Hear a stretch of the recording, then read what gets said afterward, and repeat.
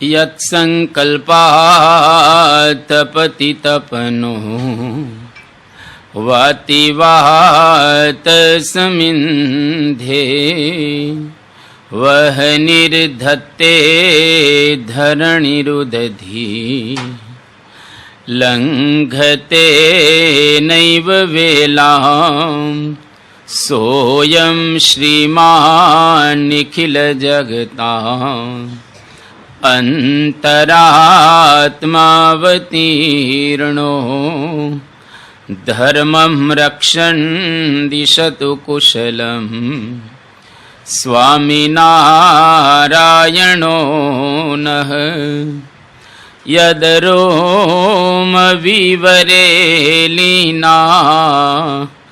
અંડાનામ કોટયઃ પૃથક તદક્ષરમ ગુણાતીતમ ગુણાતીતમ નમામ્યહમ. શ્રી સ્વામિનારાયણ ભગવાનની જય. અક્ષર પુરુષોત્તમ મહારાજની જય. ગુણાતીતાનંદ સ્વામી મહારાજની જય. ભગતજી મહારાજની જય. શાસ્ત્રીજી મહારાજની જય. યોગીજી મહારાજની જય. પ્રમુખ સ્વામી મહારાજની જય.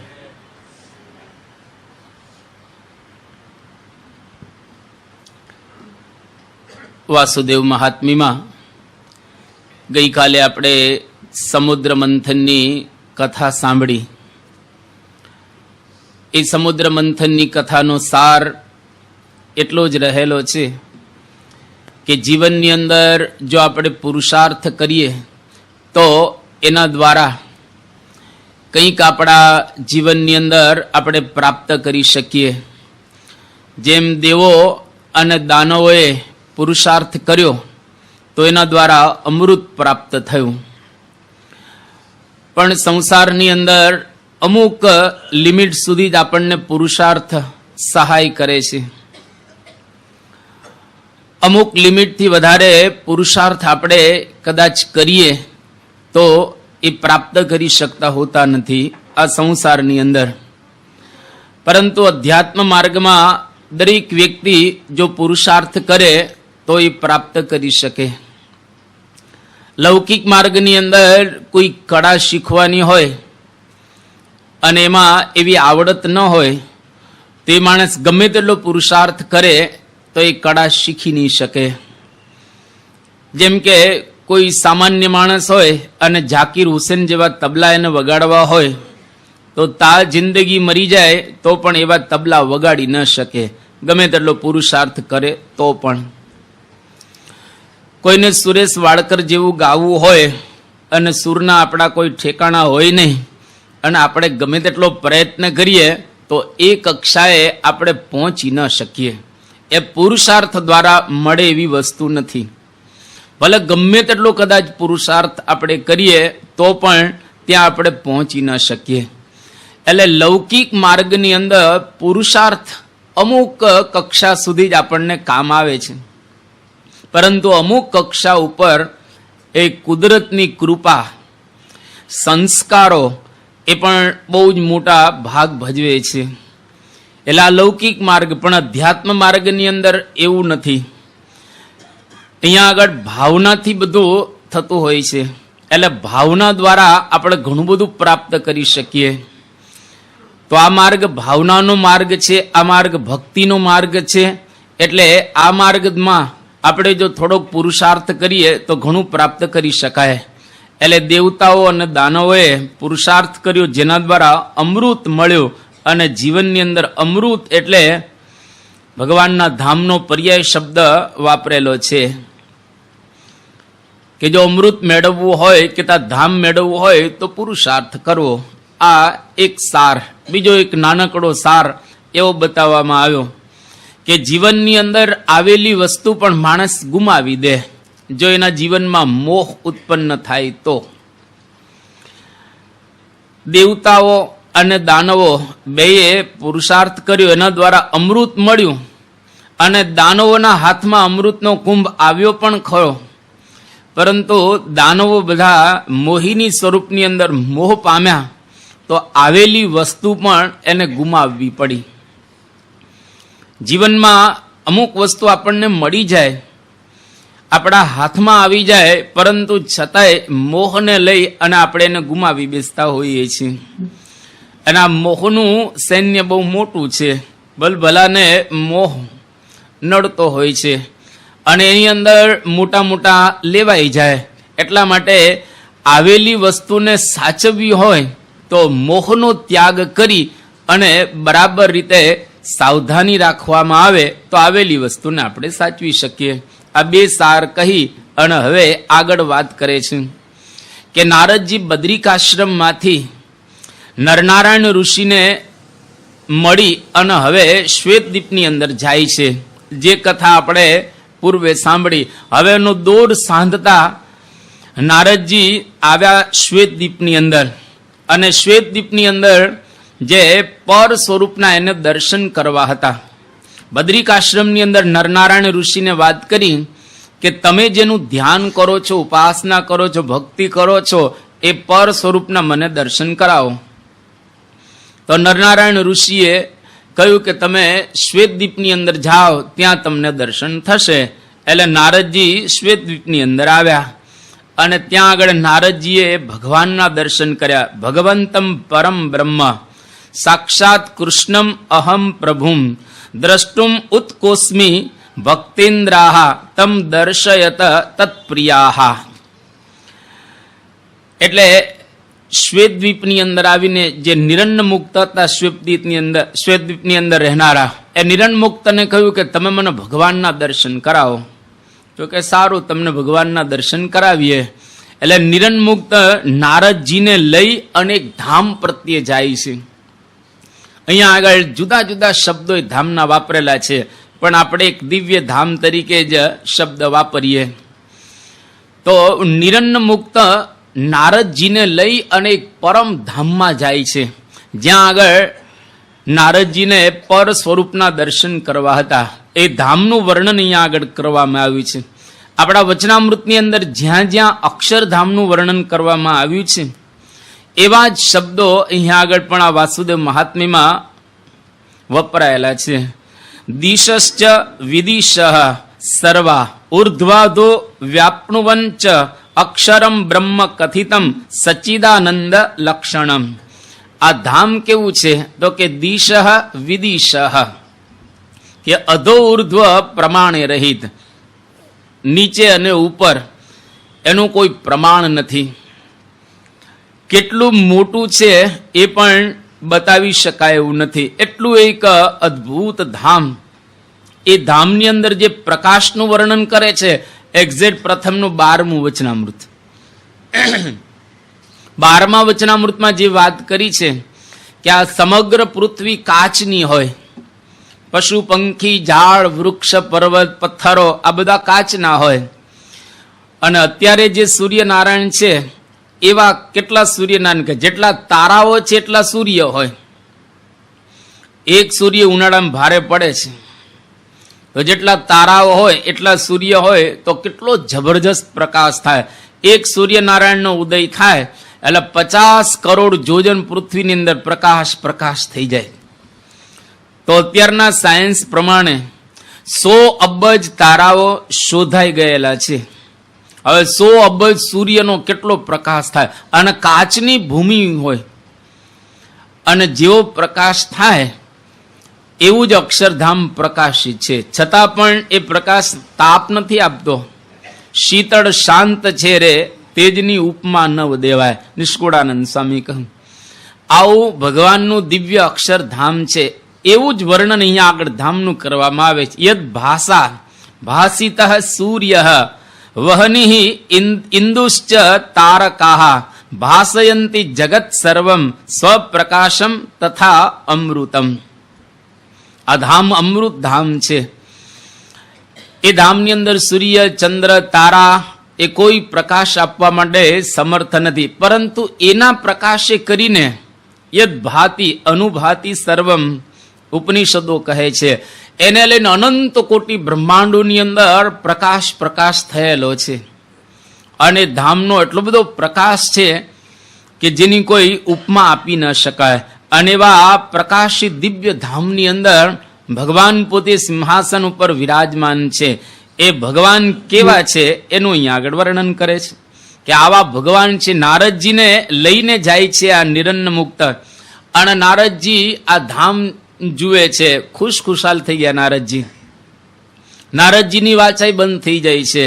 આ બધું ધામનું વર્ણન સાંભળીને અથવા તો વર્ણન કરીને અથવા તો બધું જોઈને નારદજી અહીંયા આગળ ભગવાનના હવે દર્શન કરે છે. કેવા છે ભગવાન? તત્ર અથ કૃષ્ણમ ભગવંતમ એક્ષન નારાયણમ નિર્ગુણમ આસ્થિતમ સહ સર્વજ્ઞમ ઈશમ પુરુષોત્તમમ ચ યમ વાસુદેવં ચ વદંતિ સાત્વતાહ.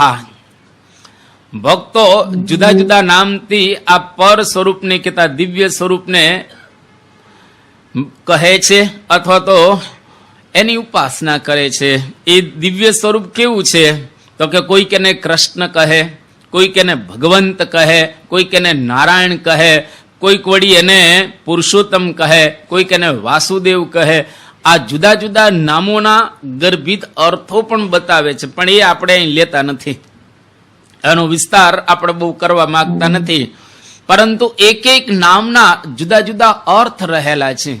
બધા જ અર્થ પરબ્રહ્મ પુરુષોત્તમ નારાયણના સ્વરૂપને વિશેષ કરી અને બતાવનારા છે. ટૂંકમાં નારદજી આવું એક સ્વરૂપ જુએ છે, અને એ સ્વરૂપને વિશે બધા જ યોગીઓ, મુનિઓ અને પરમ તત્વને પામેલા સાત્વતાહા, એટલે જેમાં સત્વગુણ અધિક રહ્યો છે, શુદ્ધ સત્વગુણ. રામાનુજ વેદાંતની અંદર 3 ગુણથી પર એક શુદ્ધ સત્વગુણ બતાવવામાં આવ્યો છે, જેના દ્વારા ધામની અંદર રહેલા મુક્તોના શરીર બંધાય છે. આપણા અક્ષરધામની અંદર એવું શુદ્ધ સત્વ સ્વીકારવામાં આવ્યું નથી, પરંતુ અહીંયા આગળ કહે છે સાત્વતાહા, શુદ્ધ સત્વગુણને પામેલા હોય, એ સતતમ ઉર્ધ્વ ગમન કરનારા હોય એવા બધા મુક્તો ભગવાનને નિહાળે છે. અને શું કહે છે? યમ કેચિત આહો પરમાત્મ સંજ્ઞ, અને કોઈક પરમાત્મ સંજ્ઞ તે પુકારે છે. કેચિત પરમ બ્રહ્મ, કોઈક વળી પરબ્રહ્મ એને કહે. કેચિત પરાત પરમ, કોઈક વળી પરાત પર એને કહે. બ્રહ્મ ઇતિ કેચિત, કોઈક એને બ્રહ્મ કહે. ભગવંતમ એક, કોઈક વળી એને ભગવાન કહે. વિષ્ણુંચ, કોઈક એને વિષ્ણુ કહે. ભક્તા પરમેશ્વરંચ, બધા ભક્તો એને પરમેશ્વર કહે. એટલે આવા જુદા જુદા નામથી જેને પોકારે છે એ ભગવાન અક્ષરધામની અંદર વિરાજમાન છે પોતાના સિંહાસન ઉપર. નિત્યાનામ આત્મનામ નિત્ય, આત્મા ચેતન ચેતન, ક્ષર અક્ષરેભ્યશ્ચ પરઃ ત્વમ બ્રહ્મ પરમમ હરે. ક્ષર અને અક્ષર બેયથી પર છે. વચનામૃતમાં આ શબ્દ ઘણી વખત આપણે વાંચેલા છે અને સાંભળેલા પણ છે કે ભગવાન ક્ષર અને અક્ષરથી પર છે. કહેતા શ્રીજી મહારાજ ક્ષરથી ને પર છે ને અક્ષર બ્રહ્મ તત્વ એનાથી પણ પર રહેલા છે. તો નારદજી નારાયણના દર્શન કરી અને બહુ ખુશખુશાલ થઈ ગયા. એને જીવનની અંદર એવું લાગ્યું કે મેં સાધના કરી એ સાર્થક થઈ. નારદજીની પાસે વીણા હતી અને ભગવાને એને વીણા ભેટ આપેલી. એના દ્વારા નારદજી વીણા વગાડી વગાડી અને ભગવાનને કીર્તનો ગાય અને લોકોને વાત કરે, ઉપદેશ આપે. આ એની મુખ્ય પ્રવૃત્તિ. નારદજી પણ ભક્ત અને નારદજી દ્વારા હજારો ભક્ત પણ થયેલા છે.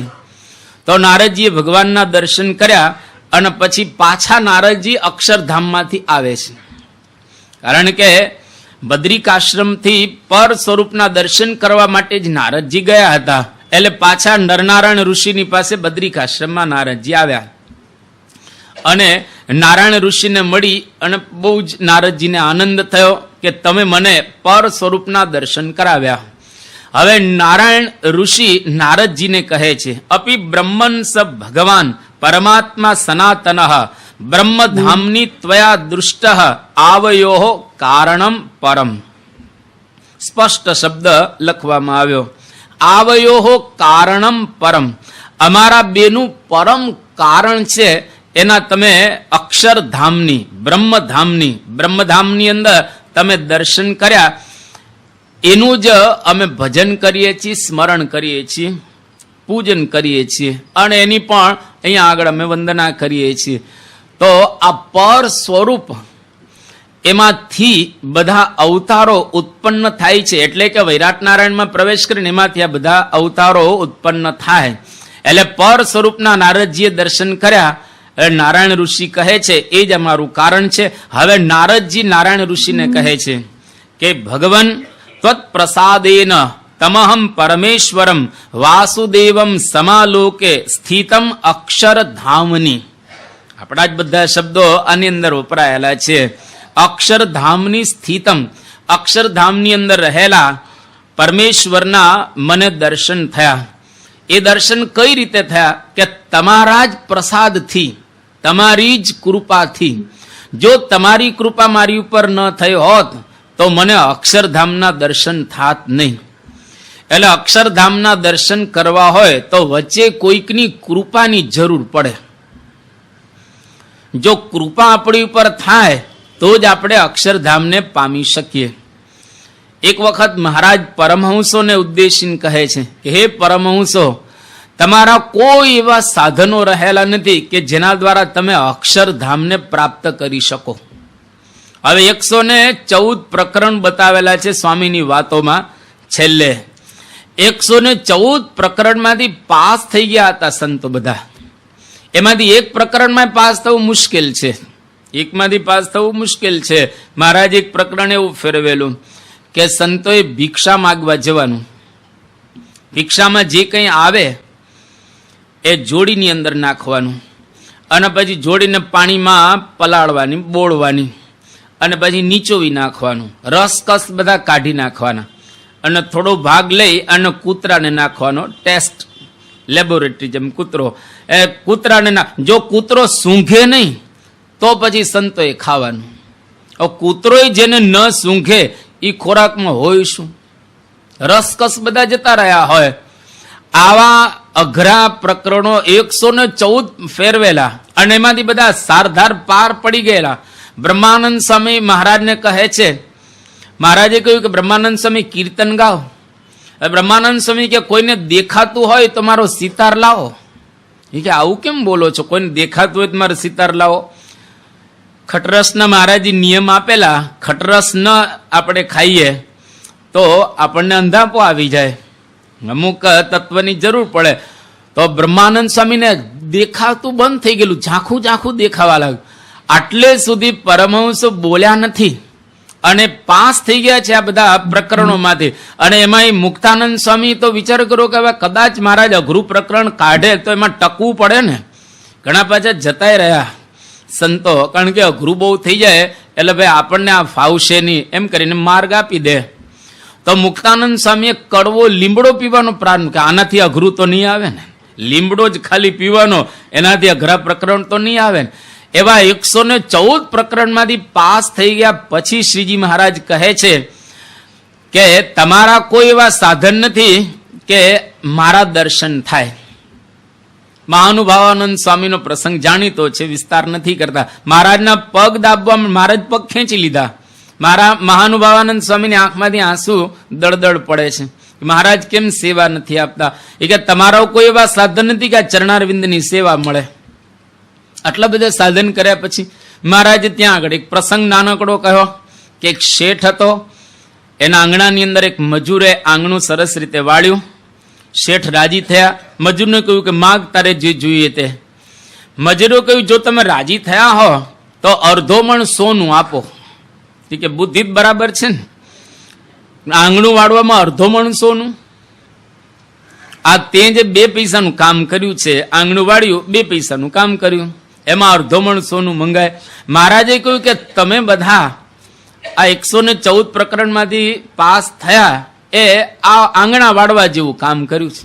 અમારા ચરણારવિંદની સેવા તો અડધો મણ સુવર્ણની જગ્યાએ રહેલી છે. તો મહારાજના ચરણારવિંદનો આપણને યોગ થાય, ભગવાનના દર્શન થાય, એ સાધને કરીને થઈ શકે એવું નથી. એટલે વચ્ચે કોઈકની કૃપાની જરૂર પડે. જ્યાં સાધન કામ ન આવે ત્યાં આગળ કૃપા કામ આવે. એટલા માટે જ અક્ષર બ્રહ્મ તત્વનો આપણે સ્વીકાર કરીએ છીએ. પરબ્રહ્મ પુરુષોત્તમ નારાયણને પામી શકાય એવા નથી, એને મેળવી શકાય એવા નથી. એટલે અક્ષર બ્રહ્મ તત્વ હોય તો એ આપણની ઉપર કૃપા કરે અને કૃપા દ્વારા પુરુષોત્તમ નારાયણને આપણે પામી શકીએ અને એની કૃપા દ્વારા જ આપણે ભગવાનના દર્શન કરી શકીએ. એટલે અહીંયા આગળ નારદજી નરનારાયણ ઋષિને કહે છે કે મને પર સ્વરૂપના દર્શન થાય એવા નહોતા, પરંતુ તમારી કૃપા થઈ એના દ્વારા પર સ્વરૂપના મને દર્શન થયા. ત્યાર પછી હવે આગળ કહે છે ઈહ ચ એવ આગતઃ તેન વિસૃષ્ટ વામ નિષેવિતુમ આશિષ્યે તત્પરઃ ભૂત્વા યુવાભ્યામ સહ નિત્યશઃ. એ પર સ્વરૂપની પ્રેરણાથી જ હું અહીંયા આગળ પૃથ્વી પર આવ્યો છું અને તમારી મારી સેવા કરવાની છે. જગતની અંદર પણ મારે આ સેવાના કામ કરવાના છે. ત્યારે નારાયણ ઋષિ નારદજીને કહે છે ધન્યોસી અનુગૃહિતોસી યત્તે દૃષ્ટ સ્વયં પ્રભુ નહીં તમ દૃષ્ટવાન બ્રહ્મન કશ્ચિત દેવ અપી વા ઋષિ. કે નારદજી તમે ધન્ય છો કે તમને આ પર સ્વરૂપના દર્શન થયા. આ પર સ્વરૂપના દર્શન કોઈને થઈ શકે એવા નથી. દેવોને પણ દુર્લભ છે, દેવતાને થાતા નથી. થોડી વાત મારે નિષ્કુળાનંદ સ્વામી જેમ કહો, દેવતાઓને પણ આ પર સ્વરૂપના દર્શન થતા નથી. ઋષિઓ સાધના કરીને થાકી ગયા તો પણ પર સ્વરૂપની એને ઝાંખી થઈ નથી. એ પર સ્વરૂપના નારદજી તમને દર્શન થયા એટલે તમે ધન્ય છો. તમારી ઉપર કોઈકનો અનુગ્રહ થયો એટલે તમને આ દર્શન થયા. એમ આપણી ઉપર પણ હજે પરમ પૂજ્ય સ્વામી બાપા એનો અનુગ્રહ થાય, એની કૃપા થાય તો પર સ્વરૂપના આપણને દર્શન થાય. એટલે કે ભગવાનનો આપણને સાક્ષાત્કાર થાય. એની કૃપા વિના કાર્ય શક્ય થઈ શકે એવું નથી. કોઈકની કૃપાની જરૂર પડે, કોઈકના આશીર્વાદની જરૂર પડે. આપણા સાધનો તો આપણે જાણીએ છીએ બધા, આપણે કેવા સાધનો કરીએ છીએ એ તો આપણને જ બધાને ખબર છે. આપણે કંઈ કહેવાની જરૂરિયાત રહેલી નથી. સાધનો આપણા બહુ જ સામાન્ય સાધનો છે. આ સાધનો દ્વારા ભગવાનનો સાક્ષાત્કાર કરવો અતિ અઘરો છે, પરંતુ મોટા પુરુષને આપણી પર કૃપા થઈ જાય તો આપણે એ સ્વરૂપને પ્રાપ્ત કરી શકીએ. એટલે અહીંયા આગળ નારાયણ નારદજીને કહે છે કે તમે ધન્ય છો. જે દેવતાઓને દર્શન નથી થયા એના તમને દર્શન થયા.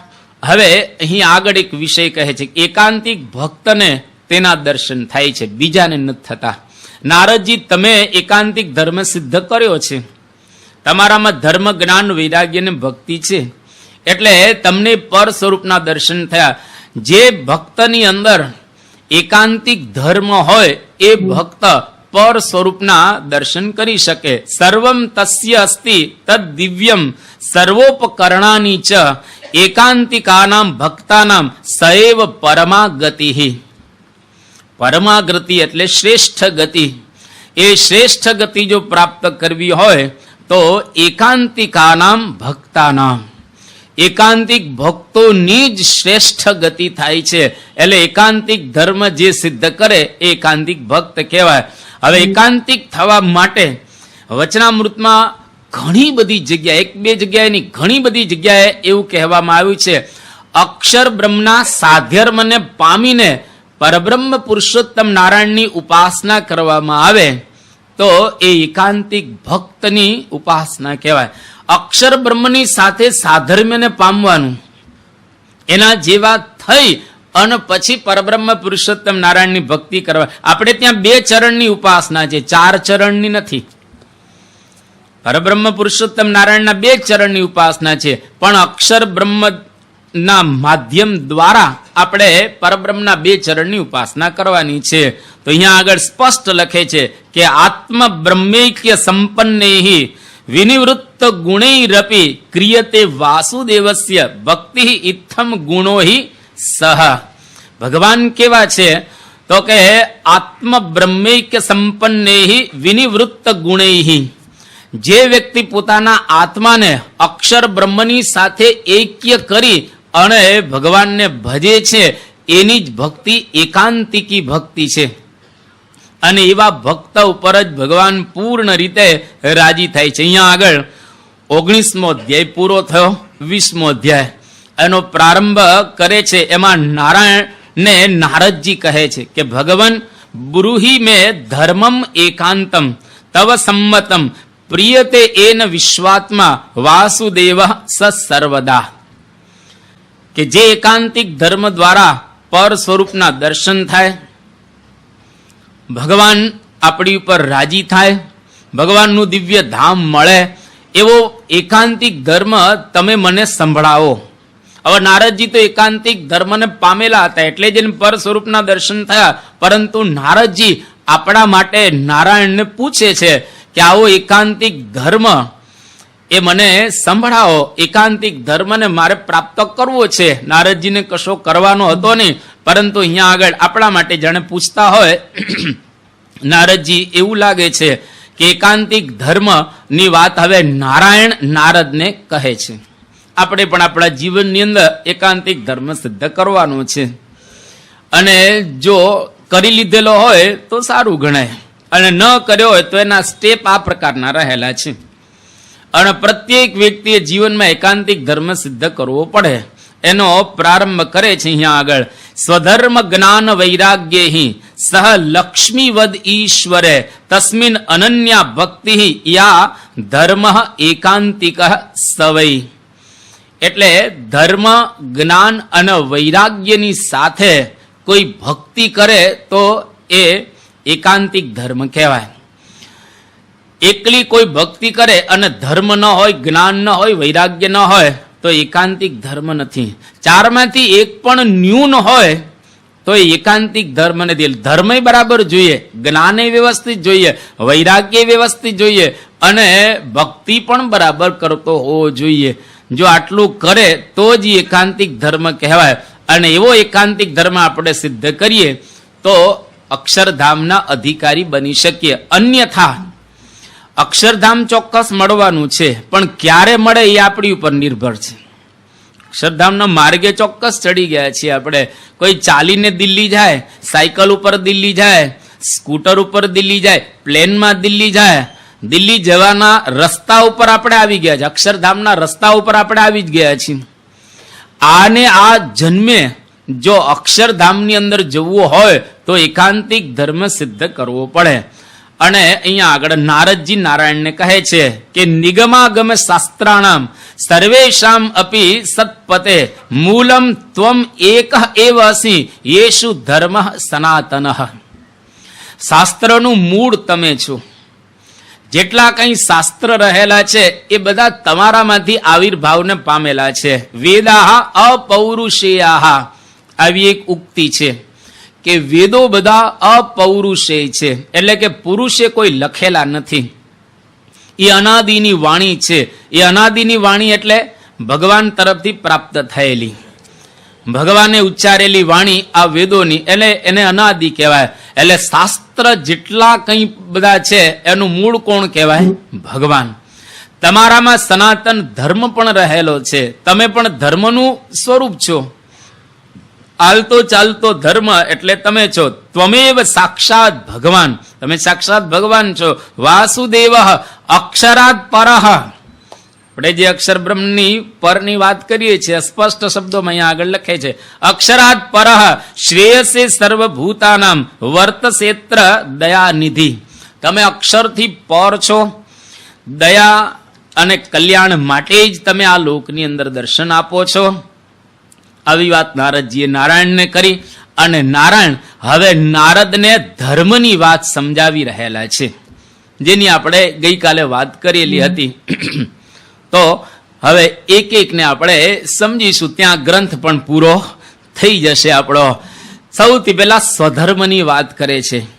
સ્વધર્મ બતાવતા એક શ્લોકની અંદર વર્ણન કર્યું કે વર્ણાનામ આશ્રમાણાંચ સદાચાર પૃથક પૃથક સામાન્ય વિશેષશ્ચ સવિશેષશ્ચ સ્વધર્મ સ ઉદીયતે. એટલે કે સૌથી પહેલા ધર્મને 3 રીતે સમજાવે છે. ધર્મ એટલે સૌથી પહેલા કહે છે સદાચાર. તમારો આચાર સારો હોવો જોઈએ. પછી સામાન્ય ધર્મ અને વિશેષ ધર્મ એની વાત પછી કરશે, પણ સૌથી પહેલા સદાચારની વાત કરે છે. જેના જીવનમાં સદાચાર હોય એ વ્યક્તિ આ માર્ગે ચડેલો ગણાય. બૃહસ્પતિના દીકરા કચ્છ હતા. એ સંજીવની વિદ્યા લેવા માટે ગુરુ શુક્રાચાર્યની પાસે જાય છે. 1000 વર્ષ સુધી ગુરુના આશ્રમમાં રહે છે. હવે ગુરુના આશ્રમમાં રહે એટલે ગુરુના પત્ની હોય, ગુરુના પુત્રી હોય, ગુરુના દીકરા દીકરીઓ હોય, એ બધાની સાથે સ્વાભાવિક રીતે સંપર્ક થાય જ. 1000 વર્ષ સુધી કચ્છ રહ્યા એટલે ગુરુની પુત્રી જે દેવ્યાની હતા એ દેવ્યાની સાથે પણ એને પરિચય, બેન તરીકે જ કચ્છ જાણતા હતા. બિલકુલ એમાં કોઈ ભાવમાં ફેરફાર નહીં. કચ્છ હવે 1000 વર્ષ પૂર્ણ કરી સંજીવની વિદ્યા શીખી અને ઘરે આવતા હતા. એ વખતે બૃહસ્પતિના દીકરા એટલે શુક્રાચાર્ય એને કહે છે કે મારી પુત્રી દેવ્યાની છે અને દેવ્યાનીની પણ ઈચ્છા એવી છે કે તમે તમારી સાથે તારી સાથે એને લગ્ન કરવા છે. ત્યારે બૃહસ્પતિનો પુત્ર કચ્છ શું કહે છે એ કે ગુરુની પુત્રી એ તો મારા માટે બેન ગણાય. હું 1000 વર્ષ સુધી અહીંયા આગળ રહ્યો છું. મારો આચાર એકદમ શુદ્ધ છે. મેં ક્યારેય કોઈ પણ પ્રકારનો સંકલ્પ ખરાબ નથી કર્યો. દરરોજ ગુરુની પુત્રીને હું નિહાળું છું કે તમારી દીકરીને, પણ મારા હૃદયમાં ક્યારેય એના પ્રત્યે બેન સિવાય કોઈ ભાવ જ જાગ્યો નથી. અને તમે મને લગ્નની વાત કરો છો અત્યારે કે મારે એની સાથે લગ્ન નથી કરવા. એ વખતે દેવ્યાની શાપ આપે છે. શું શાપ આપે છે કે જ્યારે યોગ્ય સમય આવશે ત્યારે તારી વિદ્યા તું ભૂલી જઈશ. એ કે વાંધો નહીં, ભલે ભૂલી જાઓ. 1000 વર્ષની મહેનત પાણીમાં જશે છતાં પણ જો કચ્છ હલ્યા નહીં. એ કે ના, મારે લગ્ન નથી કરવા, કારણ કે મારે સદાચાર પાળવો છે. ગુરુની પુત્રી એટલે મારા માટે બેન કહેવાય. હવે આવો સદાચાર રાખવું કેટલો અઘરો પડે. અહીંથી ધર્મનો પ્રારંભ થાય છે. આપણે ત્યાં ભારતમાં જાણીએ છીએ અંગ્રેજોના વખતમાં જલિયાવાલા બાગના હત્યાકાંડની અંદર એક તપાસ પંચ નીમવામાં આવેલું. એમાં ગાંધીજી પણ તપાસ પંચની અંદર હતા. અને અંગ્રેજોના એક જે જજ હતા એ જજે એવી વાત કરી કે અત્યાચારોના પ્રત્યાઘાત રૂપે કદાચ પ્રજા બળવો કરશે એની બીક કરતા મને ગાંધીજીની સત્યનિષ્ઠા અને સદાચારની વધારે બીક લાગે છે. ગાંધીમાં જે સદાચાર છે અને સત્યનિષ્ઠા છે એની વધારે મને બીક લાગે છે. હવે એમાં શું બીક લાગવાની હોય, પણ જો સદાચારી કોઈક વ્યક્તિ હોય ને એ આમ બાજુમાં ઉભો હોય ને તો લોકો એમ થાય ડરે એનાથી. કેમ? એનો આચાર જ બરાબર હોય એટલે લોકોને ડર જ લાગે. અને વ્યવસ્થિત લોકોને ડર લાગતો ગાંધીનો. બાકી ગાંધીમાં આમ કઈ બીજું, ભણવામાં ગાંધી હોશિયાર નહીં, શરીરમાં પહેલવાન નહીં, એટલે કઈ બુદ્ધિશાળી પણ ગાંધી તમને જોવા ન મળે. અને ચર્ચિલ જેવો જે યુકેનો વડાપ્રધાન એને જોન સ્મટ્સ, એ 2 જણા સાથે જતા હતા. ચર્ચિલ અને જોન સ્મટ્સ 2 સાથે રસ્તામાં જતા હતા. એટલે સેજે ચર્ચિલે પૂછ્યું કે સ્મટ્સ, તમે કોઈ દિવસ ગાંધીને મળ્યા છો? એ કે ના, હું ગાંધીને કોઈ દિવસ મળ્યો નથી. એ કે કેમ નથી મળ્યા? તો મને ગાંધીની બીક લાગે છે. હવે ચર્ચિલ કેવો હતો કે સેકન્ડ વર્લ્ડ વોરની અંદર હિટલરે 7 દિવસમાં ફ્રાન્સ દેશ જીતી લીધેલો. અને પછી હિટલરને ઇંગ્લેન્ડ ઉપર ચડાઈ કરવાની હતી. એકલા હાથે હિટલર લડી શકે એવો હતો નહીં. એટલે અમેરિકાની એને મદદ, એટલે અમેરિકા ઉપર ચડાઈ કરવી હતી, એટલે ઇંગ્લેન્ડની એને મદદ માગી. ચર્ચિલને કહ્યું કે મારે અમેરિકા ઉપર ચડાઈ કરવી છે, તમારું સૈન્ય અને તમારી મદદ મને આપો. ચર્ચિલે કહ્યું કે ના, મદદ નહીં મળે. તો હિટલરે ઇંગ્લેન્ડ ઉપર ચડાઈ કરી અને ભયંકર રીતે ઇંગ્લેન્ડને એને તારાજ કરી નાખ્યો દેશને. લગભગ ઇંગ્લેન્ડ અડધું ભડકે બળતું હતું. એ વખતે જે વડાપ્રધાન તેને ઉતારી દેવા મને ચર્ચિલને ચડાવ્યો, અને જેવો આવ્યો ત્યારે ચર્ચિલ વી ફોર વિક્ટરી, અને હિટલરને જબરજસ્ત રીતે પરાસ્ત કર્યો અને એને પાછો તગેડ્યો. એ વખતે ચર્ચિલનું નામ આખા વિશ્વની અંદર બહુ પ્રસિદ્ધ થયેલું. આટલો બાહોશ ચર્ચિલ, પરંતુ ગાંધીને કેમ મળતા ને બીક લાગતી હતી? ચર્ચિલના શબ્દો એ કે જો હું ગાંધીને મળું તો મારે સ્વરાજ આપવું પડે, દેશ આપી દેવો પડે, એની સામે હું જોઈ શકે એવું નથી. એટલા પાવરફુલ આ ગાંધી રહેલા છે. કેમ તો કે ગાંધીમાં સદાચાર બરાબર છે. ગાંધીએ કોઈ દિવસ સદાચાર ગુમાવ્યો નથી જ્યારે પ્રતિજ્ઞા કરી ત્યાર પછી. એટલે સદાચાર બહુ જ અગત્યનો રહેલો છે, ત્યાંથી પ્રારંભ થાય છે. એક પુસ્તક છે યુ કેન વિન. આ પુસ્તકની અંદર એક નાનકડો બાળક, એક પ્રસંગ લખવામાં આવ્યો છે. એક ફુગાવાળો હતો, એ ફુગાવાળાની પાસે બાળક જાય છે, અને આ છોકરો કાળો હતો. એટલે ફુગા તો લાલ, સફેદ, પીળા બધા જુદા જુદા પ્રકારના ફુગા હોય. એટલે પેલો છોકરો ફુગાવાળાની પાસે જઈ અને કહે છે એ કે કાળો ફુગો ઉડે આકાશમાં? એટલે ફુગાવાળા કે બેટા કલર ઉડતો નથી, એની અંદર જે હવા છે ને એને લઈને જ ફુગો ઉડે છે. એટલે અમને એમ કે ધોળા ફુગા કે લીલા ફુગા કે સફેદ ફુગા જ ઉડતા હશે, પણ કાળા નહીં ઉડતા હોય. એટલે ફુગાવાળાએ કહ્યું કે બેટા આની અંદર તો વાયુ જે ભરવામાં આવે છે એને લઈને જ ફુગો ઉડે છે. આ પુસ્તકના પ્રારંભમાં કહું કે આપણી જે અંદર હોય છે ને એ મહત્વનું હોય છે, બહારનું મહત્વનું હોતું નથી. જે અંદર હોય એ અતિશય અગત્યનું છે. એક સામયિક નીકળે છે બીટ્સ એન્ડ પીસીસ. એની અંદર એક શિક્ષક વર્ગની અંદર બધા છોકરાઓને પૂછતા હતા, અને એમાં પૂછ્યો એક પ્રશ્ન કે સફરજનનો કલર કેવો હોય? નાના છોકરા હતા, બધા છોકરા પોતપોતાની રીતે જવાબ આપે છે. કોઈ કે સફેદ લીલો કલર, કોઈ છોકરો કે લાલ કલર, કોઈ કે સોનેરી કલર, અને એક છોકરો ખૂણામાં ઉભો રહીને એને વાત કરી એ કે સફરજનનો કલર સફેદ છે. શિક્ષક કે બેટા સફરજનનો કલર લાલ છે, પીળો કદાચ કોઈક વખત જો, કોઈક વખત લીલા સફરજન પણ મળે, અને કોઈક વખત સોનેરી સફરજન પણ હોય છે, પણ બેટા સફેદ કલરના સફરજન હોય નહીં. પણ છોકરો એકદમ ઉભો રહ્યો, દ્રઢતાથી ઉભો રહ્યો, અને શિક્ષકને કહ્યું કે સફરજન તોડો તો કેવું નીકળે છે? સફરજનનો કલર અંદરથી સફેદ જ છે. અને શિક્ષકને ખ્યાલ આવ્યો કે અંદરનું મહત્વ વધારે છે, બહાર તો જે હોય તે, પણ સદાચાર એટલે અંદરની વસ્તુ. સદાચાર એટલે આપણી અંદર જે ભરેલું છે એ અતિ મહત્વનું રહેલું છે. વિશ્વનું પ્રસિદ્ધ પુસ્તક 7 habits of highly effective people, આના પ્રારંભની અંદર ડેવિડ સ્ટાર જોર્ડનનું એક વાક્ય લખવામાં આવ્યું છે. એ વાક્યની અંદર એવું લખે છે, there is no real excellence in all this world which can be separated from right living. એટલે કે આપણા જીવનની અંદર જો કોઈ શ્રેષ્ઠમાં શ્રેષ્ઠ હોય તો સારું જીવન જીવવું, સદાચારમય જીવન જીવવું. આનાથી વધારે જીવનની અંદર અસાધારણ કોઈ સફળતા જ નથી. અનંત પ્રકારની સફળતાઓ બતાવવામાં આવી છે, પરંતુ આપણો આચાર શુદ્ધ અને પવિત્ર હોય આનાથી કોઈ બીજી મોટી સફળતા બતાવવામાં આવી નથી.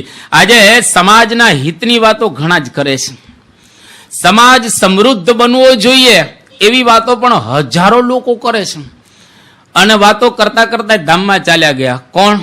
Doctor APJ Abdul Kalam. 2020 એનું વિઝન હતો કે 2020ની સાલમાં ભારત વિશ્વનું ગુરુ બને, અને એના બધા જુદા જુદા વિઝન હતા. એ ગયા એટલે બધું ગયું. આપણે ઘણી વખત બોલતા હોય છે કે અમારો દેશ બહુ જ મહાન, અમારા દેશ જેવો કોઈ દેશ મહાન નથી. આપણે ત્યાં આટલા બધા સત્પુરુષો પ્રગટ થયા, 24 અવતારો આવ્યા. આપણા દેશની જ્યારે આપણે વાત કરીએ ત્યારે આપણી જીભ ઘણી વખત સુકાય ને એટલી બધી દેશની વાતો કરીએ. હવે થોડીક અંતરદ્રષ્ટિ કરીને આપણે વિચારીએ આ બધી વાતોનો, તો આપણા દેશની અંદર જે અત્યારે વાતાવરણ તમે જોવા મળે બધી જગ્યાએ, અને વાસ્તવિક વાતાવરણ, ખાલી વાતોનું નહીં, જે વાસ્તવિક દ્રષ્ટિ તમે દેશનું વાતાવરણ જો, કેટલો સદાચાર છે. જે લોકો સદાચારની વાતો કરે છે એ જ ભ્રષ્ટ હોય છે. જે લોકો સદાચારના પ્રવચનો આપે છે આખી જિંદગી અને લોકોને રસ્તે ચડાવતા હોય છે, પણ એના જીવનમાં ભ્રષ્ટાચાર તો જુઓ, કેટલા લોકો આજે ભ્રષ્ટાચારી હોય છે. એનો આચાર ક્યાં બરાબર છે? એટલે વાત કરવી સહેલી છે, લોકોને ઉપદેશ આપવો પણ અતિ સહેલો છે, ધર્મ ઉપર પ્રવચન આપવા પણ સહેલા છે, પણ ધર્મમય કેતા સદાચારમય જીવન જીવવું ને એ બહુ અઘરું રહેલું છે. એટલે હિત અથવા તો જો આપણે દેશનું સારું કરવા ઈચ્છતા હોઈએ, સમૃદ્ધિ લાવવા ઈચ્છતા હોઈએ, તો વ્યક્તિગત ચારિત્ર કેતા સદાચાર શુદ્ધ રાખો. આની વાત કરવામાં આવી. The greatest, the highest and the noblest contribution that man can do for the benefit and prosperity of the society is nothing but his pure and spotless character. જો આપણું શુદ્ધ અને પવિત્ર જીવન હોય સદાચારમય, તો એના દ્વારા સમાજનું બહુ જ મોટું હિત થશે. એના દ્વારા સમાજ છે ખૂબ આગળ વધી શકશે. એટલે ધર્મની અંદર પહેલી વાત કરે છે સદાચાર. તો સદાચાર શું છે? સદાચાર સદાચાર સદાચાર આપણે સાંભળીએ છીએ વર્ષોથી આ શબ્દ. એની નાનકડી એક વ્યાખ્યા કરવામાં આવી છે અહીંયા આગળ. એ વ્યાખ્યાને સ્પર્શ કરતા પહેલા ડ્વાઇટ એલ મૂડી કરી અને અમેરિકાને ખ્રિસ્તી થયા, જેને ઘણા બધા પ્રકાશનો બહાર પાડેલા છે. આ ડ્વાઇટ એલ મૂડી એ સદાચારની વ્યાખ્યા કરે છે. Character is what you are in the dark. તમે અંધારામાં હો, તમને કોઈ જોતું ન હોય, તમે એકલા જ હો અને વિષયો તમને મળે અને શુદ્ધ અને પવિત્ર રહો, એ સદાચાર. જો મૂળજી બ્રહ્મચારી, સુરા ખાચર, કેટલાય દ્રષ્ટાંત તમને જોવા મળશે. એકાંત છે અને સામેથી આવેલ છે ગોવિંદ સ્વામી, અને છતાંય શુદ્ધ અને પવિત્ર રહી શકે, એને કહેવાય સદાચારી. બાકી બહુ અઘરું. બાકી જાતને જાળવવી અતિશય અઘરી રહેલી છે. આટલો પાયો બતાવ્યો. હવે સાધારણ અને વિશેષ બે ધર્મની વાત અહીંયા આગળ સમજાવે છે.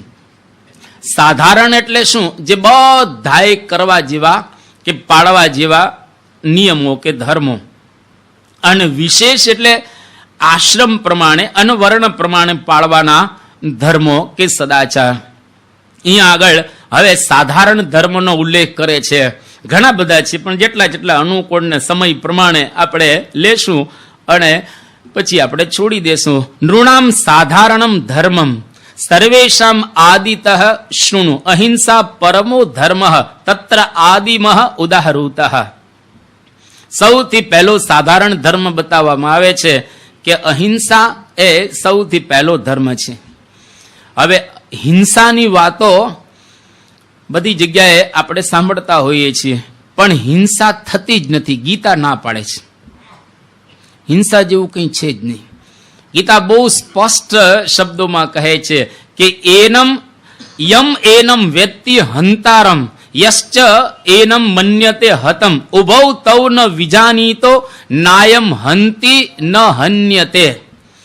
એટલે કે મારનાર કે મરનાર, જો તમે આત્માને જાણો તો તમે સમજતા જ નથી. આત્મા નથી મરતો કે આત્મા નથી મારતો. અર્જુનને ભગવાન કૃષ્ણ સમજાવે છે કે કોઈ મરતું જ નથી અને કોઈ મારતું જ નથી. ક્યાં આત્માનું મૃત્યુ ક્યારેય થાય છે? આત્મા કોઈ દિવસ મરતો નથી. અને શરીર તો મરેલું જ છે. શરીરને મારો કે ન મારો હું ફેર પડવાનો છે? શરીર તો જડ છે, આત્મા ચેતન છે. જડ ને ચેતન બે વસ્તુ જુદી છે. કૃષ્ણ ભગવાન અર્જુનને કહે છે, તું જો આવું માનતો હોય, ઉભૌ તૌ ન વિજાનીતઃ નાયમ હંતિ, આત્મા હણાતો નથી, ન હન્યતે, એટલે આત્મા કોઈને મારતો પણ નથી, આત્મા હણાતો પણ નથી. આવી સ્પષ્ટ વાત કૃષ્ણ ભગવાનની ગીતામાં કરી. વેદ અવિનાશિનમ નિત્યમ યહ એનમ અજમ અવ્યયમ કથમ સ પુરુષ પાર્થ કમ ઘાતયતિ હંતિ કમ.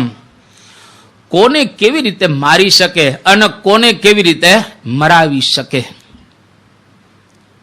કોઈ મારી શકતા નથી અને કોઈ મરાવી શકતા નથી, પણ છતાંય આપણે હિંસાની વાતો તો કરીએ છીએ અને કહીએ છીએ કે હિંસા ન કરવી જોઈએ, અહિંસા રાખવી જોઈએ. અહિંસા પરમો ધર્મ, તો હિંસા જ નથી. જો આવું આપણે બોલીએ તો અત્યારે હિન્દુસ્તાનની અંદર 40,000 કતલખાના છે. જ્યારે ભારત સ્વતંત્ર થયું ત્યારે 3500 હતા, અત્યારે 40,000 કતલખાના થઈ ગયા.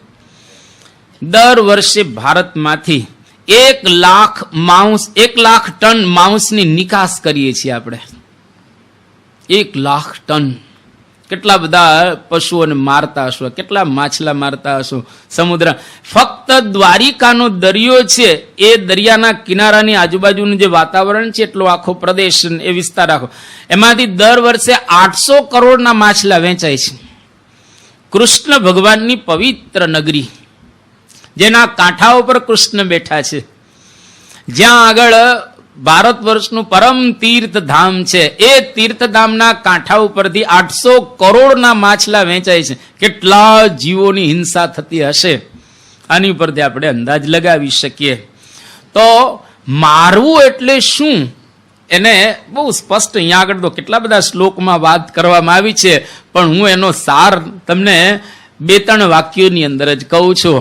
હિંસાની વાત અહીંયા આગળ બહુ સ્પષ્ટ કરે છે. અહિંસા ને હિંસા શું છે? હિંસા એટલે કે કોઈને પણ દુઃખ પહોંચાડવાનો વિચાર આવે ને, એ હિંસા છે. કોઈ પણ પશુ, પંખી, માણસ, એને દુઃખ પહોંચાડવું છે એવો આપણા મગજમાં જો વિચાર આવ્યો તો સમજી લઉં તમે હિંસા કરી રહેલા. આત્મા મરતો નથી, પણ તમે એને દુઃખ પહોંચાડવાની પ્રવૃત્તિ કરો એટલે તમે હિંસક થઈ ગયા. તમારા મનની અંદર હિંસાનો ભાવ ઉત્પન્ન થયો છે, એટલે કોઈ દિવસ કોઈને પણ દુઃખ પહોંચે એવી પ્રવૃત્તિ આપણે ન કરીએ તો આપણે અહિંસાના માર્ગ ઉપર ચાલેલા છીએ. બીજી વાત કરે છે કે બીજાનું ખરાબ કરવાની મન ઉપર એક જે છાપ પડે ને, એને હિંસા કહેવામાં આવે છે. કોઈકનું બુરું કરવું છે, ખરાબ કરવું છે એવું મનની અંદર આપણે વિચારીએ અને એની છાપ પડે મન ઉપર, એ પણ એક પ્રકારની હિંસા બતાવવામાં અહીંયા આગળ આવે છે. એટલે કોઈનું પણ બુરું ક્યારેય ન કરવાનું. જો સ્વામી શું કહે, ક્યારેય કોઈનું અહિત થાય એવો મને સંકલ્પ થયો નથી, વિચાર સુધા આવ્યો નથી. કોઈકનું અહિત થાય કે બુરું થાય, આપણે તો હવારથી હાંજ સુધી તમે જુઓ ને, પ્રવૃત્તિ જ આપણી પ્રવૃત્તિ તો જુઓ તમે, લોકોને દુઃખ મળે એ જ પ્રવૃત્તિ જાત જાતની આપણે, અને હેરાન કરવા માટે ઘણી વખત આપણે પ્રવૃત્તિ કરતા હોઈએ છીએ. કોક ખાલી હળી કરીએ, આપણે સાદી ભાષા હળી કરીએ, ઓલો હેરાન તેમાં આપણે રાજી થઈએ. જેમ પેલો ડેડકો હોય અને કાગડો ચાંચ મારીને ખુશ થાય ને, પેલાનો જીવ જાય છે, આનંદ રમત થાય છે. એમ ઘણી વખત આપણી પ્રવૃત્તિ આ પ્રકારની, કે લોકોને આમ દુઃખ થાય, લોકોને પીડા થાય, એમાં આપણને આનંદ થાય. સમજી લેવું આપણે હિંસા કરી રહ્યા છીએ. આ મારવા કરતા પણ વિશેષ છે, આ વાસુદેવ મહાત્મ્ય બતાવે. અને ત્રીજી વાત, બીજાના સુખને છીનવી લેવાનો જે સંકલ્પ થાય અથવા તો છીનવી લઈએ, એ પણ એક પ્રકારની હિંસા છે. કોઈકનું સુખ આપણે છીનવી લઈએ અને આપણે સુખી બની શકીએ, આ પ્રકારની જે ભાવના આપણા હૃદયમાં ઉત્પન્ન થાય છે, એ પણ એક પ્રકારની હિંસા જ છે. એટલે કોઈકના સુખને આપણે છીનવીએ નહીં અને એની પાસે રહેવા દઈએ. આ પહેલો ધર્મની અંદર આપણને વિશેષ ઉપદેશ આપ્યો. આવા ઘણા છે. બીજી વાત કરે છે, સત્યાવાક ભૂત માત્રસ્ય દ્રોહો ન સ્યાત યથા તથા.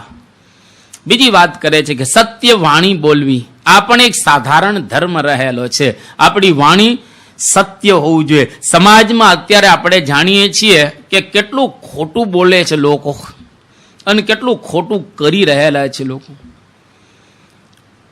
આપણે ધંધાની વાત બહુ કરાય નહીં આગળ, પણ ધંધામાં લોકો કેટલું ખોટું કરતા હોય છે.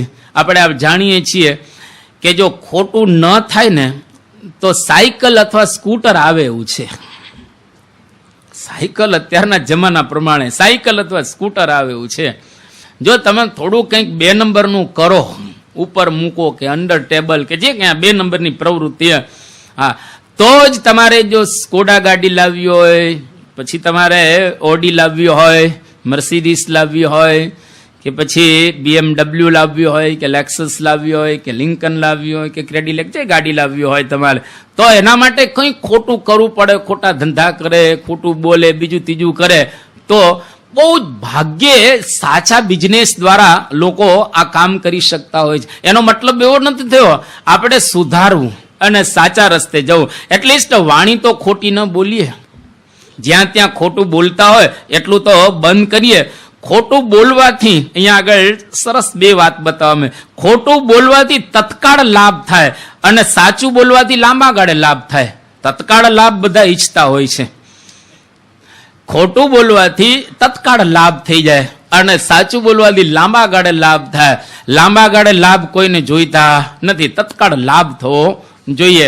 ગરુડ પુરાણની અંદર એક વાત કરવામાં આવી, વ્રતાનામ સત્યમ ઉત્તમમ. ઘણા બધા પ્રકારના વ્રત બતાવવામાં આવ્યા છે, પણ ઉત્તમમાં ઉત્તમ વ્રત કયું? તો કે સત્ય બોલવું તે. 1944 ની અંદર હરિજન બંધુ જે સામયિક છે એમાં એક લેખ પ્રગટ થયેલો અને એની અંદર જે લેખ હતો એમાં ગાંધીજી ઉપર કેસ ચાલ્યો અને ત્યાં આગળ ગાંધીજીને સ્વાભાવિક રીતે કેસ ચાલે એટલે કોર્ટની અંદર હાજર કરવાના હોય અને બધા સાથીઓ ગાંધીજીને કહે છે કે સત્ય પકડીને આપણે બેસી રહેશું તો કેસ હારી જવાના છીએ, જીતી નહીં શકાય.